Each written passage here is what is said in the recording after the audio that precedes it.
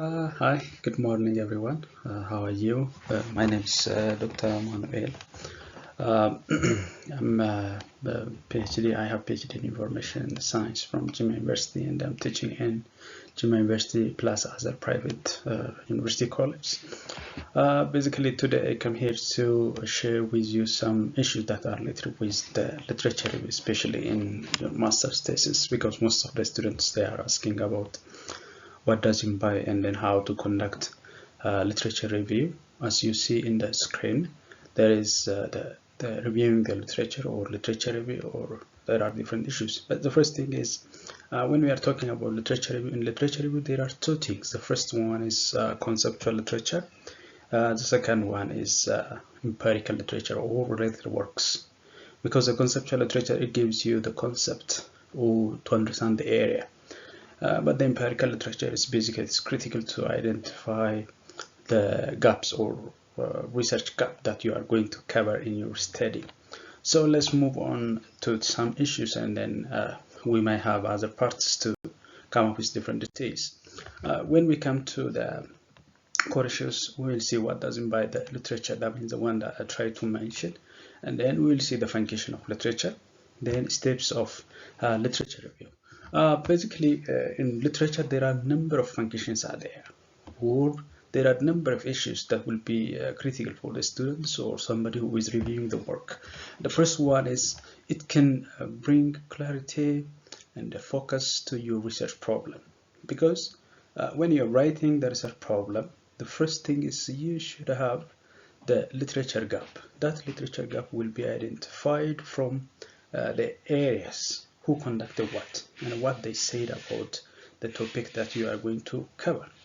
That will be identified, and then based on that elements you can write your problem. Because when we ask the students to add evidence means things that will be written earlier, and then you should conduct those earlier stages or read the earlier stages and then identify the gaps that your research will cover. For example, to understand this one, simply you can take Mr. X, conduct the given study before 5 years or 6 years. Then you can read his document.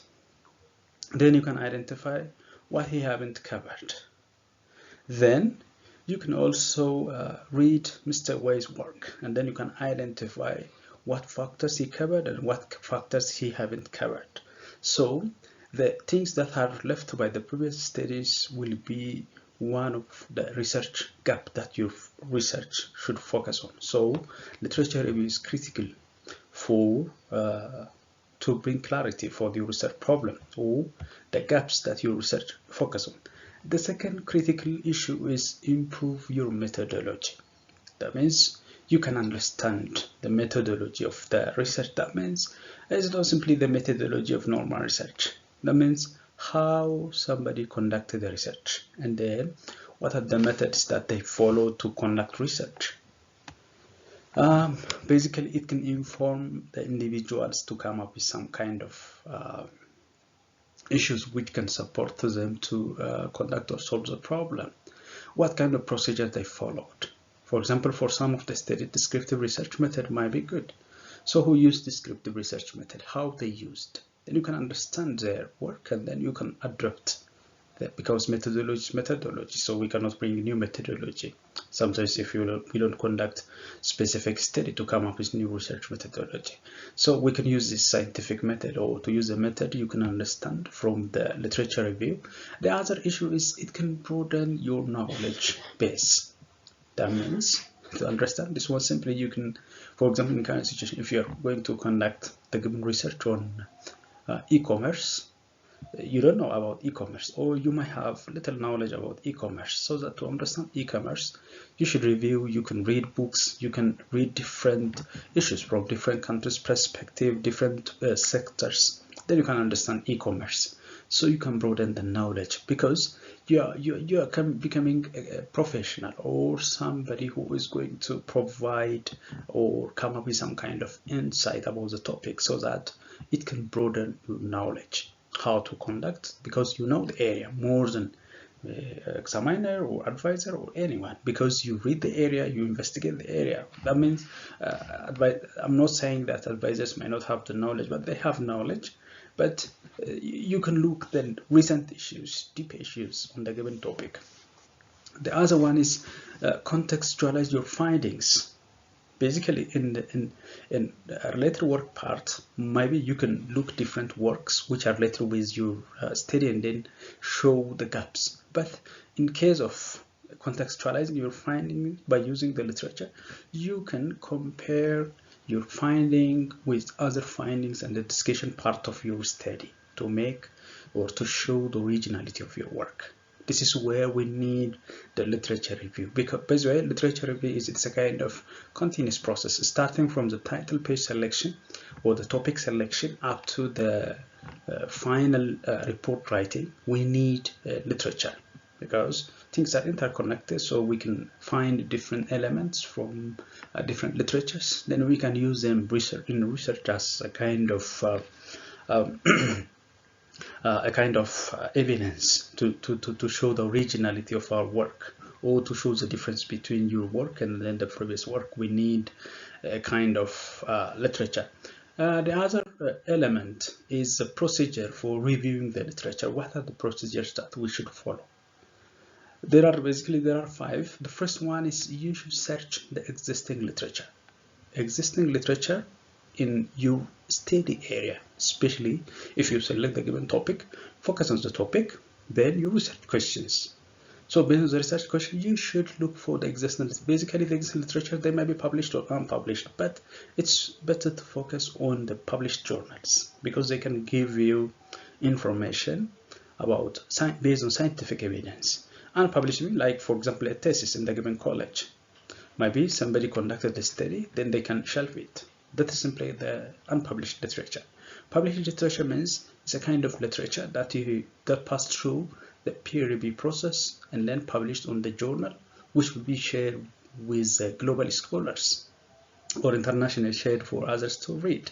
That's simply we call it published literature, but you can use both of them, but it's better to focus on that of the published journals or published scientific papers. The second one is review the literature selected. Review means you should read the paper. When reading, the first thing is look the title, then the abstract. If the abstract okay, you can go to the introduction part. Then you can look other parts of the research.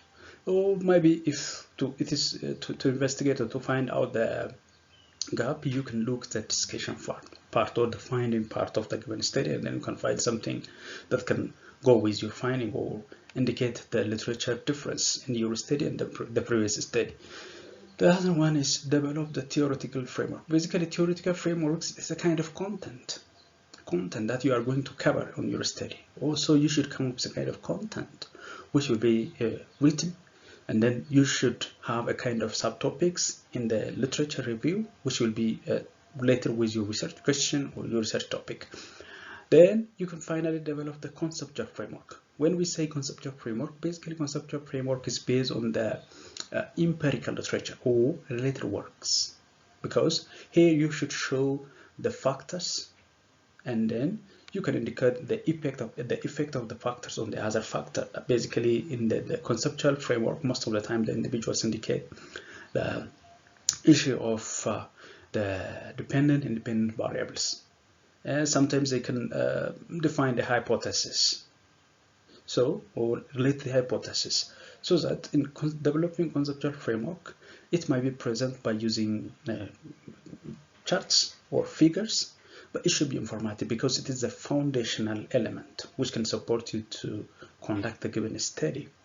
So these are the core elements. Not only this, there are so many details are there. So especially for the classes that I'm teaching, I will share you the full lecture material in the classroom. But plus to that, you can also listen here this one, and then you can understand. The other thing that I'm going to cover in the next part, the last one is review up the literature. Write up the literature. Write up means start writing the literature. By the way, when writing up the literature, don't copy paste the literature. Instead, understand, then write it on your document, or bring it to your document and then clarify. most of the time it's not good to use bullets to write. Don't use bullets if there are no mandatory cases, so that write the narration and then cite, then refer it. So I will talk also about this citation reference and the other video. So then after having this one, for the next class I will come up with the other topic, which is how to conduct article review for the coursework. This is different from the literature review. So I will tell you how to conduct the article review, especially for the coursework, because different courses or professors can provide you a kind of article review document. So I will inform you how to come up with a good article which can inform or who can clearly indicate the difference between the article review plus the literature review, because two of them are different, but both of them are serving as a kind of to gather a kind of knowledge. So that this is all about today's video or lecture. Thank you, and then I will meet later. Don't forget to subscribe this work.